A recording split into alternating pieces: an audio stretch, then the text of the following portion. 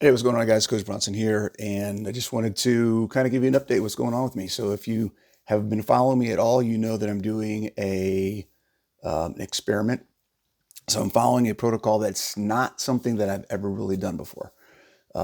My experience and where I tend to go when it comes to body recomposition, getting people to have a more balanced um, nutrition lifestyle, along with fitness, as always, is I tend to kind of obviously the basics. The basics are nutrient density, bioavailability, and satiety. And the way that I normally approach that is from a higher protein, moderate fat perspective. So my normal baseline, I guess you could call it, where I start most people is what I call 1-to-1. Basically, whatever your ratio of fat is in grams or protein in grams is, you want to try to maintain that ratio of fuel. So if you're getting 150 grams of protein, you want to get 150 grams of fuel, fat and carbs combined. If you want to do carbs, that's fine. If you don't want to do carbs, that's fine. But that's the basics. Okay. From a keto perspective, obviously it's going to be more fat than carbs on the fuel side of the equation. So for me, my personal method that I do is I start that as a base, but I usually go higher on the protein. I'm very much into getting as much protein as possible. I'm very much into building as much lean mass as possible. I'm very much into strength training and using your body and getting that part of the equation really locked in. Okay, because I think that muscle and strength is really the foundation for quality of life and overall improvement of your metabolic performance. So traditionally, I do like my own personal numbers. We'll use an example. Usually, when I'm doing my own nutrition, I'm around 175 to 200 grams of protein a day. Sometimes I'll go as high as 225, but usually it's 175 to 200 grams of protein a day. And I try to keep my fat below about 130, 120. Okay. And that's actually high. Sometimes I'm closer to the 90 and 100 grams of fat a day. So I'm almost in, sometimes I'm 2-to-1, higher protein, really lower on the fat. I never go below. I have no desire or need to, in general, go below 90 grams of fat. That's probably the lower limit, unless I'm doing a really, really, really intense body composition where I'm trying to get really low on my body fat percentage. And that's where this conversation, that's where this whole experiment is all about.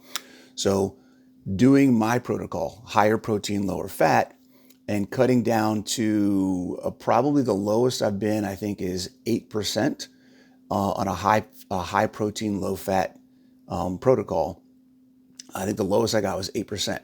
And I was probably down to 50 to 70 grams of fat a day, and then higher protein. So my fat was really low, my protein was really high, and I got really, really lean. Here's the issue with that. Because my fat was so low, I was super tired most of the time.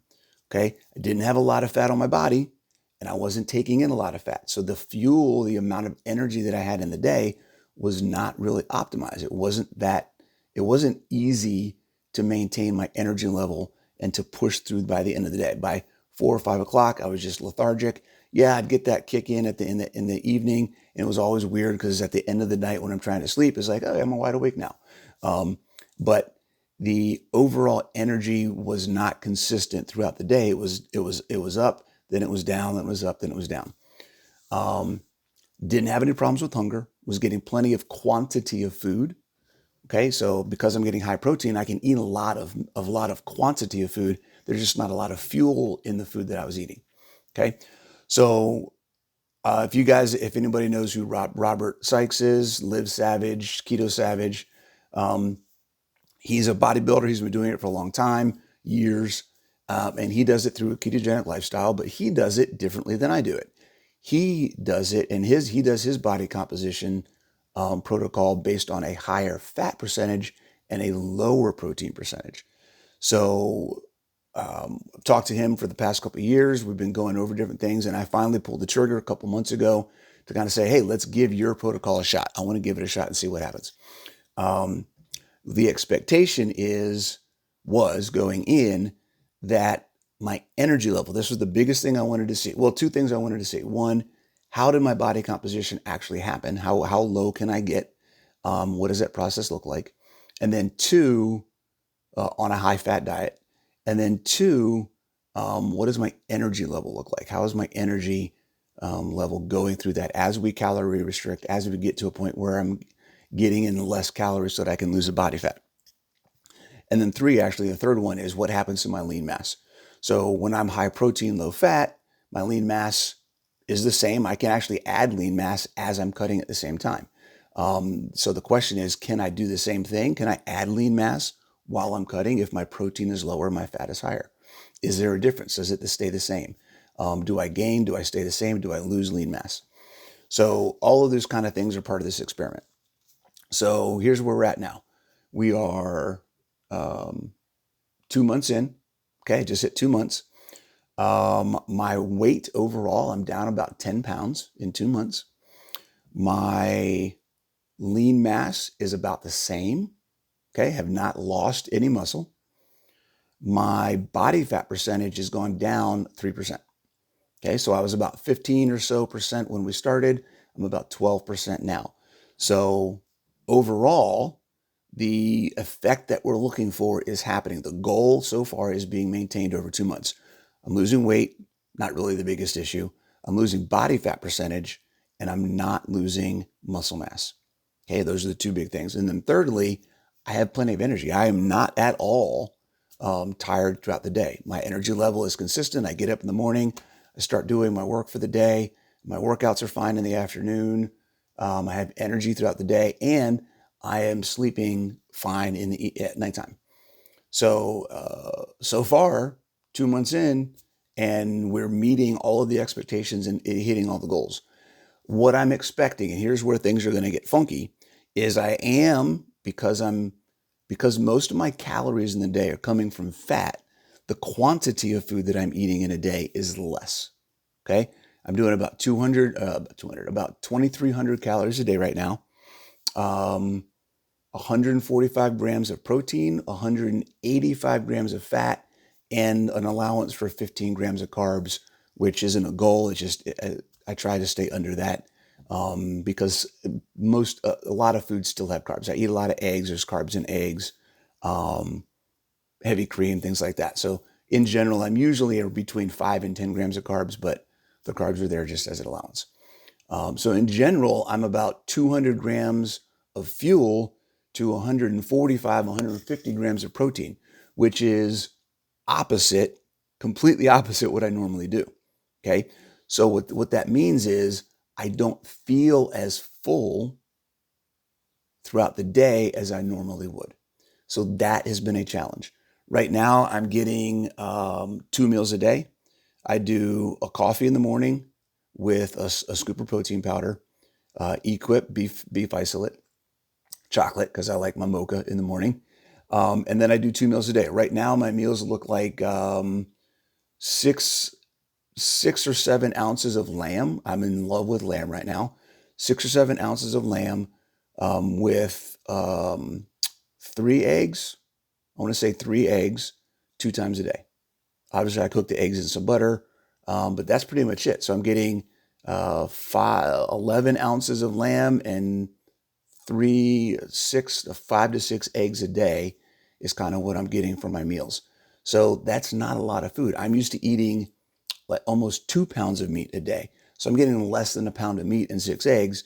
I feel hungrier in the evening. So I eat my first meal around 11 o'clock. I eat my second meal usually after my workout around 4 o'clock, maybe at the latest 5 o'clock, and then I'm done for the day. So between 5 o'clock and 9 o'clock or 10 o'clock when I go to bed, there's that window that I'm kind of like, hey, I could really eat something right now. What am I going to do? So I've kind of gotten into the habit of making sure that I have some water with electrolytes, maybe make some tea and have something to sip on, but try to keep myself a little occupied by getting something in, even if it's not actual food. And then it's just a mental game. So my expectation and the challenge I think I'm going to face the most is a month from now, 2 months from now, maybe even closer to May, because May is when we're targeting the actual, like the leanest point, right? That's the final cut is the May timeframe. So I think March, April, May is probably going to be where it gets really challenging when my calories go down a lot, and I may be down to one meal a day at 2,000 calories or 1,800 calories, something like that. And the hunger is going to be for reals, and I got to figure out how to deal with that. Okay. Now remember, I'm doing this as an experiment. I'm doing this to see what my body is capable of doing. I'm doing this to see what the effect of a higher fat ratio is compared to what I normally do. This is not a health thing. This is not a something that most of you need to worry about, other than just seeing what happens and seeing how any of these concepts can help you on your journey. Okay, I'm not expecting any of you to try to get below 10% body fat, 15% body fat. For most people watching this, your goal is to get to 25% body fat or 20% body fat. Okay, that's a healthy range for most people. So this is something that I'm doing specifically just to see what happens as an N+1 experiment, to be able to say, hey, I've done this, I understand how it works, and this is where, this is how things work when we apply some of the concepts to our actual lives. Okay, so that's where I'm at right now. This is my update, my 2-month update on the high-fat body recomposition. So follow along. I'm not sure how often I'll do this, maybe every 2 months, maybe once a month. The next time I feel like I have something I want to talk about, I'll pop in here and give you guys an update. Okay, take it easy. If you have not subscribed, please subscribe. I come out with videos on a pretty regular basis. Click the button, the bell, so you get notified. And then if you are interested in, or you feel like there's information here that's helpful to you, or you think may help somebody else you know, please share the videos. That's the only thing I ask if you're going to follow me, is that you share this information so we can help other people improve their quality of lives through fitness and education. See you guys. Thanks.